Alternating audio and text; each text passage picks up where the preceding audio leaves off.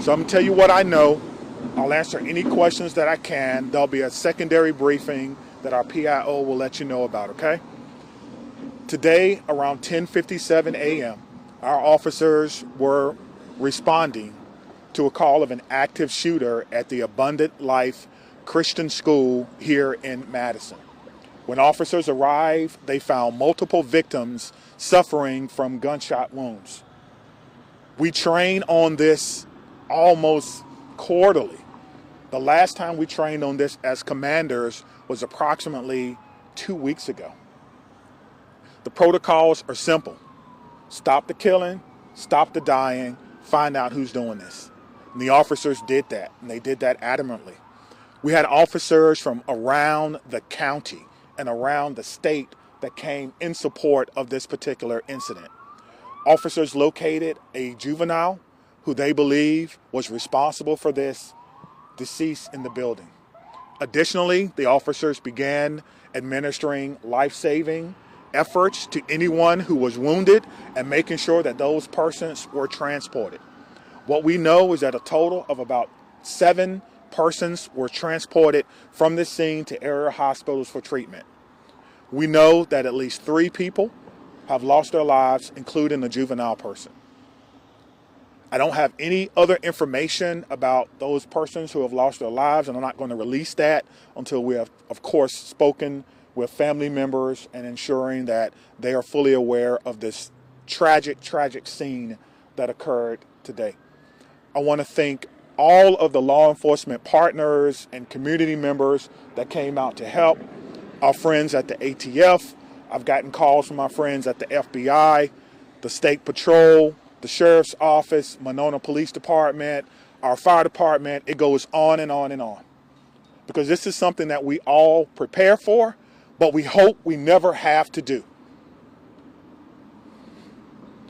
As you can see, we have a unification center that was immediately set up where parents and guardians and loved ones and grandparents wanted to get information about their loved ones, and we wanted to make sure that they were unified immediately. So we were doing more than one thing at one time.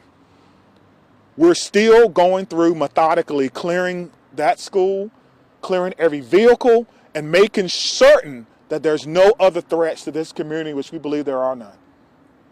We immediately alerted our mayor's office, and I've been on the phone with her and her office constantly.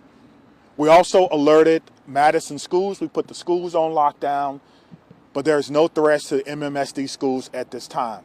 But we wanted to make sure that we did our due diligence in this particular case. Again, we're still going through collecting evidence, collecting information, making sure that our community is safe from what is a sad day for our community and for our country. And we have to do a little bit better. I don't have all the answers that you want right now, but I will tell you this. We have some of the best officers in the entire country. Our detectives are amazing. We're going to go and work hard and go through this scene so that we can piece together what exactly happened. Again, there'll be another briefing in about 2 hours, and if I have additional information, I will certainly let you know what that information is. Again, around 10:57 a.m., officers responded to an active shooter. They responded per our protocol.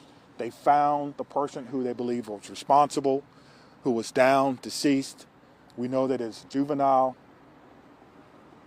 We know that there are other persons who have lost their lives. We know that we've transported about 7 people after giving them life-saving measures. It's important to notice, too, that about 3 miles from here is our training center. Today, our special event team medics were in training. And so they got to practice in real time.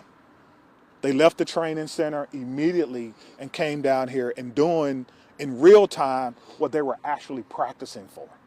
And that's why training is so important, and making sure that we can provide the best possible training and the best possible response for our community members.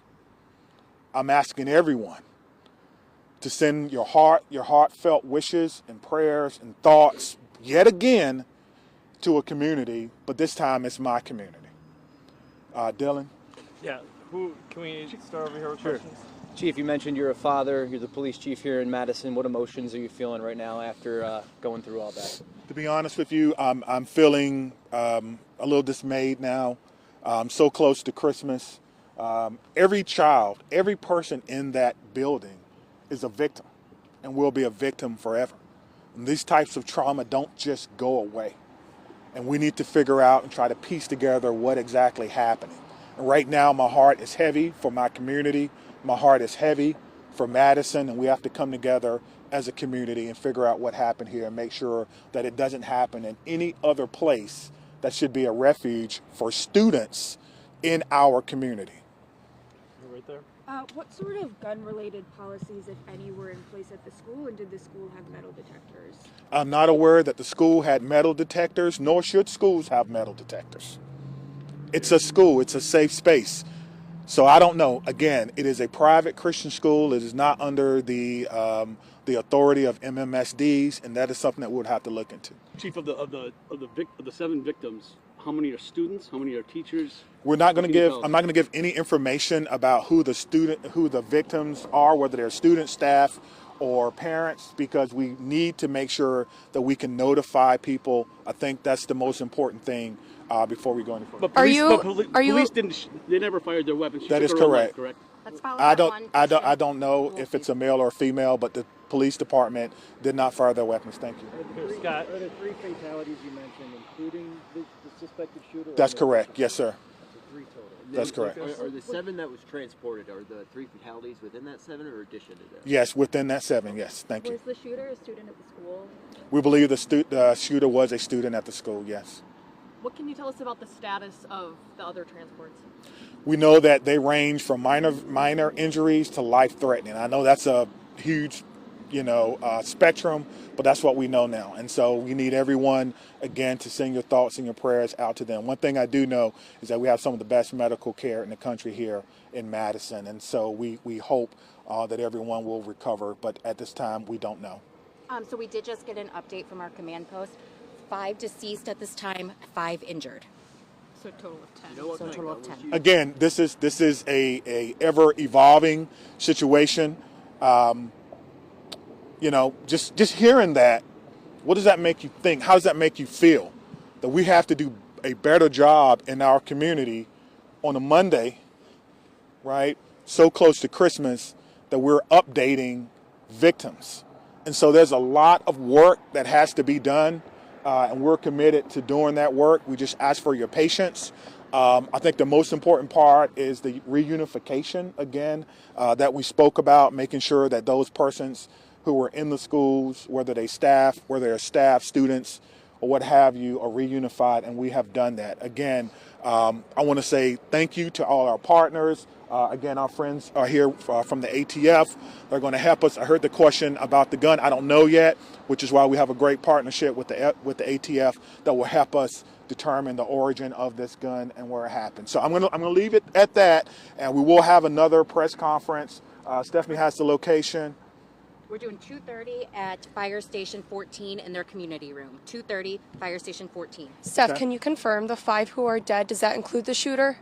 That does include the would. shooter. are the Yes, victims it was. students, teachers, a mix? Yeah, again, we're not going to talk about about families, that don't until we notify all the families that may be involved. Again, this is Was this a 17-year-old girl? this is Was an this a 17-year-old girl, Chief? ever evolving situation, and we're trying to figure it out. What did you say, Has the man? school been cleared? Are all the students out of the school? The school has been through a secondary clearing. We're doing another one now with the help of bomb dogs, just in case.